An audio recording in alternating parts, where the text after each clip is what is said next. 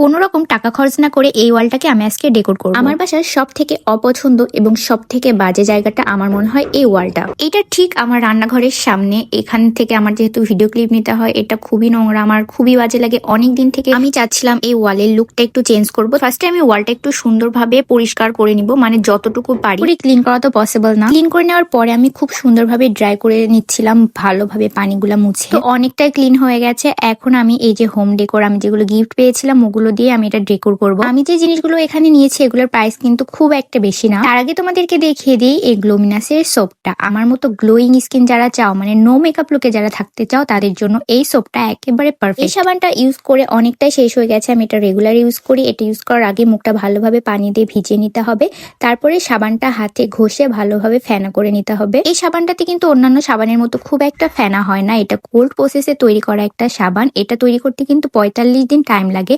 আর এটা ইউজ করার পরে আমার স্কিনে একটা পিম্পলসও আসেনি, যেটা একেবারেই সত্যি কথা। আমি পার্সোনালি ফেসের জন্য সাবান একেবারেই পছন্দ করতাম না, বাট এই সোপটা ইউজ করার পরে আমি জাস্ট ফ্যান হয়ে গেছি আর বিলিভ করতে শুরু করেছি যে একটা এরকম সাবান কিভাবে তোমার ফেসকে এত ভালো রাখতে পারে। দেন আমি সফট একটা টাওয়াল দিয়ে মুছে নিচ্ছি। ফেস ওয়াশ বলো, সোপ বলো, সেগুলো দিয়ে ওয়াশ করার পরে ফেসটা অনেক ড্রাই লাগে, বাট এটা দেখো একেবারে নর্মাল। আর কতটা গ্লো করছে তোমার ফেসটা সেটা তোমরা দেখলেই বুঝতে পারবা। কোনো ধরনের ফিল্টার বা ইফেক্ট কোনো মেকআপ কিন্তু আমার স্কিনে দেওয়া নেই। আর এই সোপটা অরিজিনালটা তোমরা পেয়ে যাচ্ছ গ্লোমিনাসের পেজে। আর দেরি না করে এখনই অর্ডার করে ফেলতে পারো। আমি এই হুকগুলা নিয়েছি, এটা হচ্ছে 100 টাকায় 6টা আছে।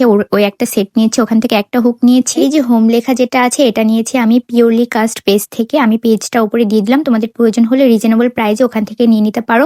আর নিচে যে গাছ বা লতাটা দিয়েছি এটা আমার ঘরেই ছিল, ওটা জাস্ট আমি নিচে অ্যাডজাস্ট করে দিয়েছি। দেখো কতটা সুন্দর লাগছে। তো তোমরা যারা খুবই রিজনেবল প্রাইসে বা একেবারে তোমাদের হোম ডেকোরের বাজেট নেই, তারা ঘরে থাকা জিনিস দিয়ে এভাবে করে সুন্দরভাবে ওয়াল ডেকোর করে নিতে পারো। আমার কাছে ওয়ালটা একেবারে ফাঁকা আর কেমন যেন লাগতো, যার জন্য আমি এরকম করে নিয়েছি। আমার ভিডিওটা তোমাদের কেমন লাগলো অবশ্যই কমেন্ট করে জানাবা। আর সবাই অনেক অনেক ভালো থাকবা। আল্লাহ হাফেজ।